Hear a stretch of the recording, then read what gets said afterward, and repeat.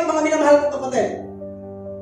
Bakit ang Diyos dinadala tayo sa valley, hindi sa mountain?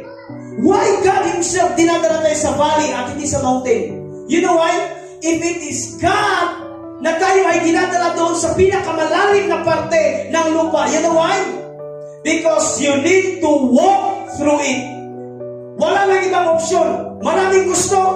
You will walk under it, over it, beside it.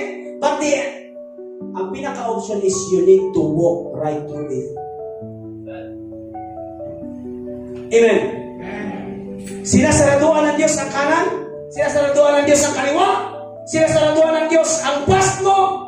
Kasi wala ka ng ibang daanan, kundi kailangan mong daanan, hallelujah, ang ginawa ng ating Panginoon. You need to walk right through it. Amen ba mga kapatid? No? That pain, that suffering, that, yung kasakitan, karamdaman, yung ating kapighatian, even the family, the loss of our family, yung mga mahal sa buhay na nawala, wala po tayong magagawa dyan. Alam niyo ang gagawin natin? You need to embrace it. You need to walk right through it. Because you know why? Even though you walk through the valley of the shadow of death, you do not fear because God says, I am with you. Oh my goodness. Oh my goodness.